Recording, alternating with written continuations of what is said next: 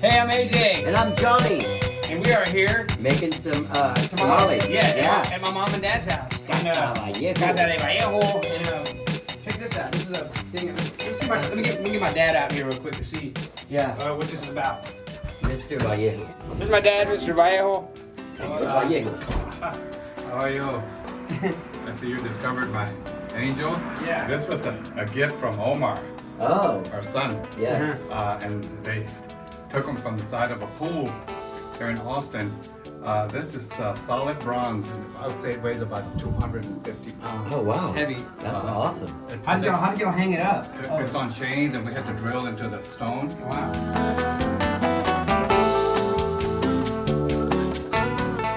Today we're gonna make some tamales, and we're gonna try to combine two. Yes, because my wife is from Guatemala and I am from Mexico. We've always had two types of tamales. So what we've done is we have combined the two recipes, and we refer to this as a Guatemex tamales. Guatemex. We're gonna go inside and we're gonna make some. Okay, Here. great. Let's make some tamales. Let's go on in. Tamales. Right now, we are spreading the masa, which is the corn and rice spread on the corn husk. And then when we're done with all of these, we stack them like you see them here. We're gonna fill them with 5 different types of fillings that we have in the middle of the table. Did I do it right? Así no se ve muy mexicano. Usted cubano. Sí, la hoja siempre se pone así y se embarra así, ¿no? Ok. Y cualquier cosita así, solo las hace así y sigue. Ah, ok. pero no se va a ir. Así los mexicanos, ahora los Solo cubanos. los mexicanos, así es de que cubano mexicano ahora. Y And then I Guatemala. noticed there's like you gotta do it like Jews doing it like a little bit thin or something. You do it. You want to do it too thin. Well, you don't want to do it too thick or too thin. You just want kind of like a perfect Because if it's little too thick, layer. then it's too much masa, right? Yeah, you have too Yeah. much. You have And then we have right here Saul, the master of tamales. He's made them. man. He's made these hundreds of times. I mean, And then my mom, true tamale master He too. was doing it so well. How did you do it so like little practice. like You you were need painting with a practice. brush? It's like Van Gogh. Así es. But after you have done 35,000, yeah. you do pretty good. As with my own family, many of the Mexican and Latin American families' long tradition of making tamales at tamaladas is something that the parents and grandparents of the family cherish passing on from generation to generation. Oh, the spoonful of masa helps the medicine go down. The medicine go down. The medicine go down. Oh, the spoonful of masa helps the medicine go down in the most delightful way. Tamalada. AJ, Alex, and Johnny are making the Mexican tamales, and we have the masa, and they're put in the chop. Oh, and it has the guaje chiles that we've put into the sauce to give you the color. And those are your standard tamales that have been made for centuries in Mexico. Alexa is making the chicken tamales, and over the chicken, she's put in some of the salsa that we use on the Guatemalan tamales. Melissa, we're gonna do a bean jalapeno sausage tamal, and we have taken the pinto beans and we have fried them, and then we've added lots of sausage that has been fried and lots of jalapenos. This tamal is for people that really like hot pepper. Our guest cook here is Saul. Saul is from Spain, and he's telling us that in Spain they do not make tamales, so this is a first for him. But he's making vegetarian tamales for people that do not eat meat at all.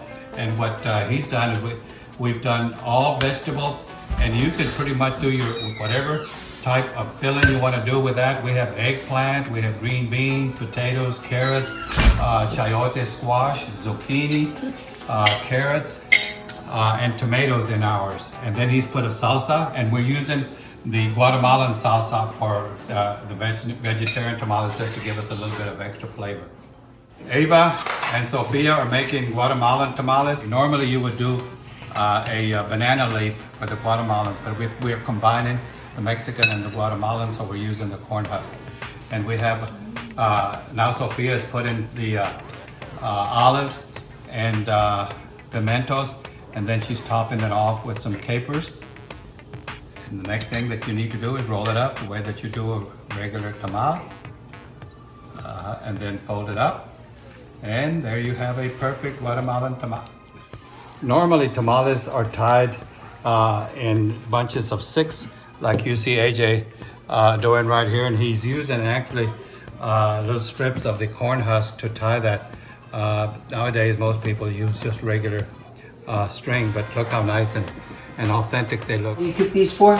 You cook these for 45 minutes in a steamer, making sure that the open part faces up, that you stand them up facing, otherwise you're going to lose the filling into the water. So you put something in the middle that you Yeah, can you lean put against a like that. cup or a bowl or anything that you'll be able to support the tamales all the way around, and just keep going around until you've got the whole pot full. Yeah, because I suppose if you do it upside down, all the stuff will come out, and Yes. then you got just a big soupy. Liquefied. That's really important, because you can lose the whole batch of tamales if you don't boil them right, Yeah. because it comes right out.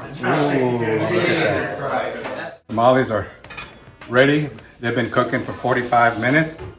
And the thing that you need to remember about tamales is once you cook them, you need to let them sit for about 15 minutes so that they'll get firm. And this way they'll come out off of the corn husk easier. Tamales, beans, rice. Yummy, yummy. Let's try them out. Mom, ¿quieres un? Let's see, what is this? This is, I got a bean. Creo que esto es bean, ¿no? Eso pica. Esto es lo que pica. Yes, that's a spicy bean. The spicy beans are Dale de otro. Dale de Good, otro. huh? Here, this is chicken. Help me try chicken. This is chicken. No Nice. sé si alrededor, mira. That's spicy bean, Mom. Did you make this sauce? Yes, that is. There's another veggie. Salsa? I like to make my salsa, but I like to chop everything by hand. I do not like to use a food processor or a mixer or anything. I chop everything by hand. The onions, the pepper, tomatoes, cilantro. And that to me is what gives you that texture. I think you'll lose the texture completely. Chicken good, huh? Put it into the broiler. This is Oh, this is delicious. spicy bean right here. This bean está is bueno. pretty hot. A mí me gustaron más los de puerco, los de pollo. The spicy bean, my sister Los loves it because my tia Minnie would always make. She's a big spicy bean everything. Spicy bean. She just is part of the breakfast. But in the tamales, so it's kind of an ode to our tia Minerva, and that's why we made the spicy beans. And then we did the vegetarian. My dad wanted to try that for people that, like our friend Cece and all that. We have vegetarian friends. You got vegetarian friends? My girlfriend is a vegetarian. Your friend is a vegetarian. You like So- it? Yeah. Well, our artist, Saul, was our vegetarian tamale maker and did a great job with them. It turned out real good. But we're having the spicy bean tamales, and we're topping it off with a salsa, homemade salsa that we made here. And so that's hot, and the tamales are hot. So This is the vegetarian is really good too. What do you think about the vegetarian? It's good, I mean huh? the veggie, the bean one? Sure. Porque no lo has probado, ¿no? Dude, try that bean. It's got some kick. So yeah, with beware. Tamalada. Once again, I'm AJ. I'm Johnny. Saul. Alitza, Alfredo. Signing out. Salud. Happy tamale. salud.